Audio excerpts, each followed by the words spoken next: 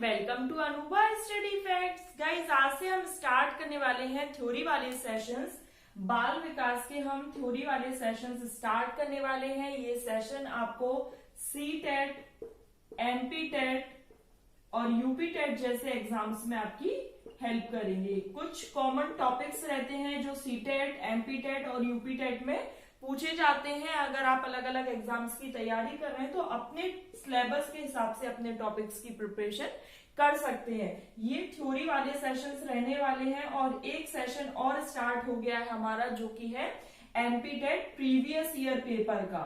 MP TET previous year paper का session start हो चुका है। अगर आपने नहीं देखा है तो वीडियो चैनल पर अपलोडेड है, आप देख सकते हैं। उसमें पर डे हम 10 क्वेश्चंस को डिस्कस करा करेंगे, या फिर ऑल्टरनेटिव डेज में ये कुछ सेशंस हैं। इनका जो पूरा शेड्यूल रहेगा वो मैं आपको टेलीग्राम चैनल पर शेयर कर दूंगी। तो आज हम सीडीपी बाल विकास में बिल्कुल बेसिक पढ़ने वाले हैं कि साइकोलॉजी क्या है, साइकोलॉजी की जो ओरिजिन है वो कहाँ से हुई, कुछ जनक वगैरह फादर्स कौन सी थ्योरीज के क्या है, आज हम उनको पढ़ने वाले हैं।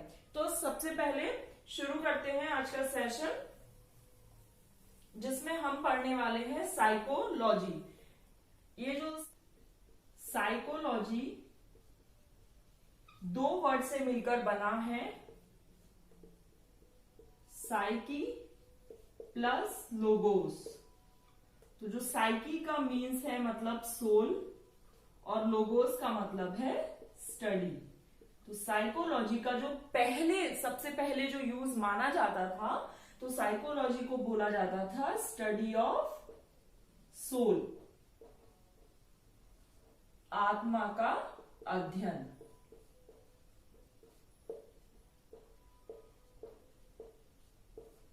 ठीक है। अब उसके बाद ये क्या है, ये तो बहुत पुराने टाइम का है कि भाई साइकोलॉजी जो है वो दो ग्रीक वर्ड से मिलकर बना है, साइकी प्लस लोगोस। लेकिन फिर धीरे धीरे इसमें चेंजेस आने लगे। किस तरीके से चेंजेस आए उनको थोड़ा सा यहां पर देख लीजिए। सबसे पहले बात हुई कि साइकोलॉजी जो अध्ययन है वो सोल के लिए है।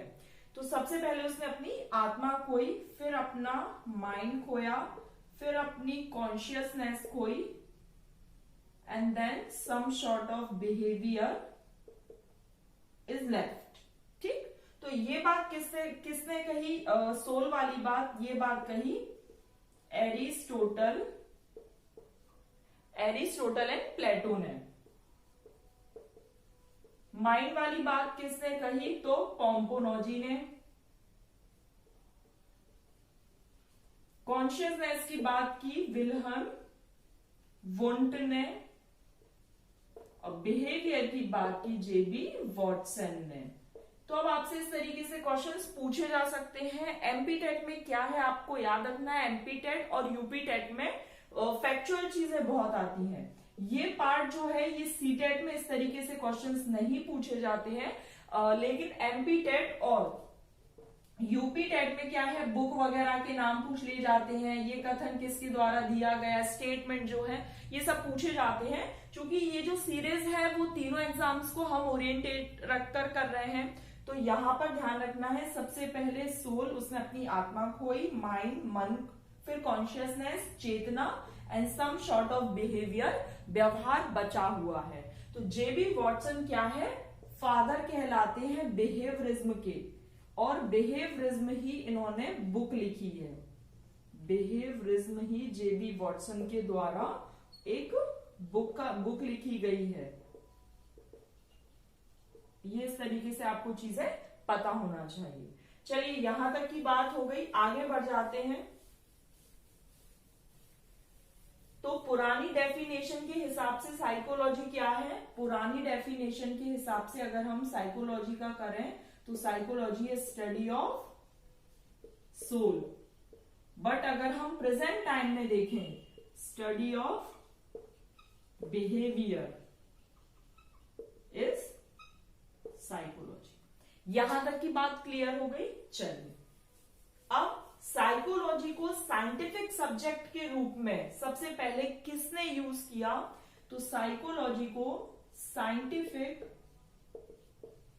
सब्जेक्ट के रूप में, या फिर साइकोलॉजी को लैब, जहां पर क्या है साइको, जैसे साइंस की लेबोरेटरीज होती हैं, इससे पहले टाइम में साइकोलॉजी की लैब नहीं होती थी, लेकिन as a scientific subject use किया, लैब यूज की, तो लिप्जिग, ये नाम आप याद रख सकते हैं, जर्मनी में है ये, विल्हेम वुंट ने।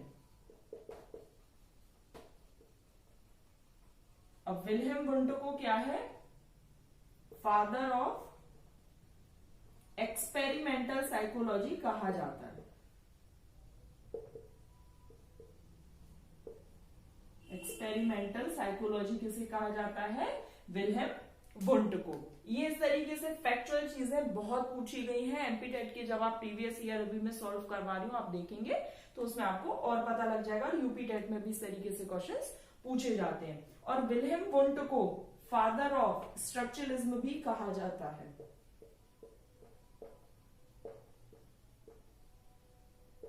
ठीक है, ये यहां तक की चीजें क्लियर हो गई। चलिए आगे बढ़ जाते हैं।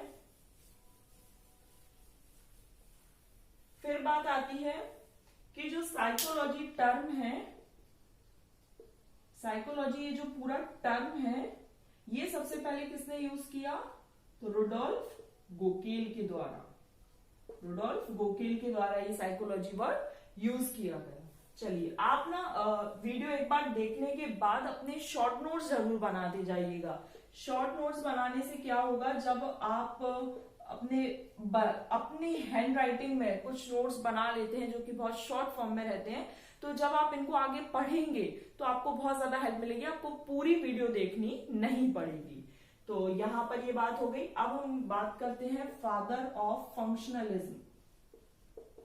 फादर ऑफ फंक्शनलिज्म है विलियम जेम्स। इन्होंने बुक लिखी है प्रिंसिपल्स ऑफ साइकोलॉजी। ठीक है, यहां तक की बात क्लियर हो गई। चलिए आगे बढ़ जाते हैं। प्रिंसिपल्स ऑफ साइकोलॉजी हो गई, फिर है father of psycho analysis, Sigmund Freud. इनके द्वारा साइकोसेक्सुअल थ्योरी भी दी गई है।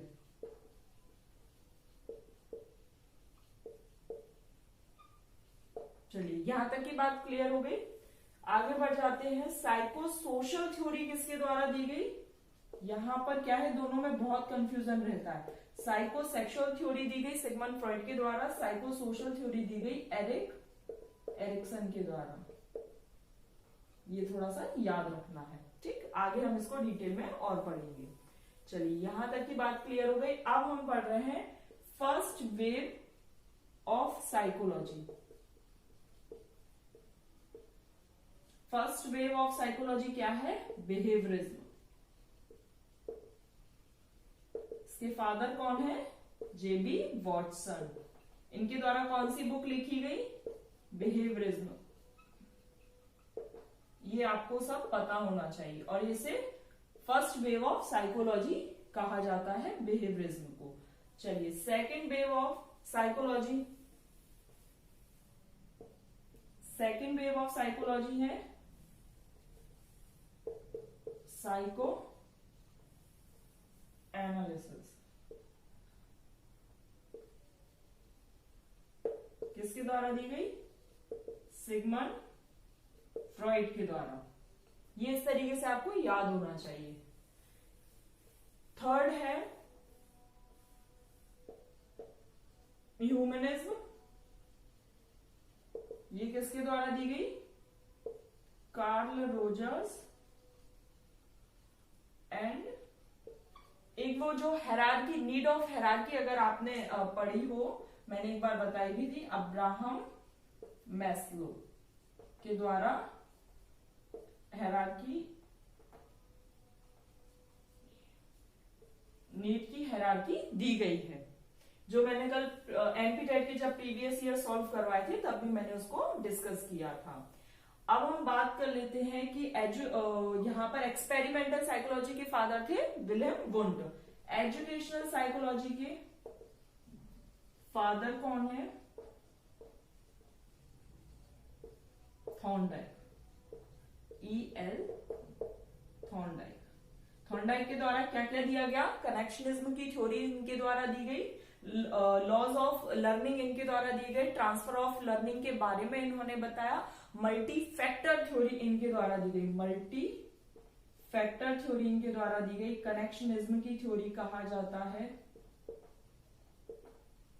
ये इस तरीके से आपको याद रखेंगे। लॉज दिए हैं लर्निंग के, 3 लॉज हैं वो दिए हैं, लॉज ऑफ एक्सरसाइज दिया है, यूज दिया है। इस तरीके से यहाँ पर हम थॉर्नडाइक के बारे में आगे डिटेल में पढ़ने वाले हैं। यहाँ पर केवल आप एजुकेशनल साइकोलॉजी के आप याद रख सकते हैं, ठीक है। लॉज ऑफ प्रैक्टिस, यूज और एक्सरसाइज तरीके से यहाँ पर इन्होंने लॉज दी है। तो ये बात हो गई। उसके बाद ऑपरेंट कंडीशनिंग,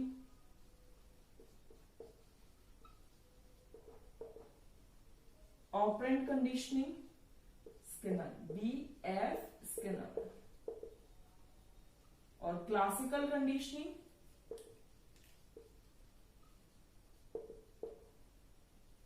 ये दिया गया है आपका आइवन पैवलोव। आइवन पैवलोव को 1904 में डाइजेशन के ऊपर नोबेल प्राइज दिया गया था। स्किनर के बारे में हम थोड़ा सा एक पॉइंट याद रख सकते हैं, रीइंफोर्समेंट की बात की इन्होंने। और क्लासिकल कंडीशनिंग में आइवन पैवलोव ने डॉग पर एक्सपेरिमेंट किया, ठीक है। ये बहुत बाद में हम इनको डिटेल में पढ़ने वाले हैं। अभी केवल एक रूपरेखा से समझ लीजिए कि बेसिक्स ऑफ साइकोलॉजी है, ये बहुत बेसिक चीजें हैं। बस ये है कि आपको थोड़ा बहुत पता होना चाहिए, इसलिए मैंने बता दिया। छोटा सा सेशन था गाइज, आई होप आपको पसंद आया हो। वीडियो हम बहुत ज्यादा लेंथी नहीं रखेंगे, इससे बोरियत भी फील नहीं होगी और आप अच्छे से अपना जो नोट्स मेकिंग का काम है वो भी अच्छे से कर पाएंगे। आई होप गाइज सेशन पसंद आया तो लाइक शेयर करना और सब्सक्राइब करके बेल आइकन प्रेस कर लेना, ताकि जब भी न्यू वीडियो अपलोड हो तो उसका नोटिफिकेशन मिल जाए। और नेक्स्ट वीडियो मैं टॉपिक्स आपको ना टेलीग्राम पर शेयर कर दिया करूंगी, तो आप टेलीग्राम जो एक ग्रुप है या जो पब्लिक चैनल है ये, आप उसमें जुड़ सकते हैं। तो वहां से क्या है, आपको कुछ पीडीएफ वगैरह भी मिल जाया करेंगे, जो भी मैं पढ़ाती हूँ उसका पीडीएफ मिल जाया करेगा। और जो भी इंफॉर्मेशन है हमारी थ्योरी से रिगार्डिंग या कुछ भी सेशन से रिलेटेड वहां आपको मिल जाया करेगी। चलिए नेक्स्ट वीडियो में मिलेंगे। Thanks for watching this.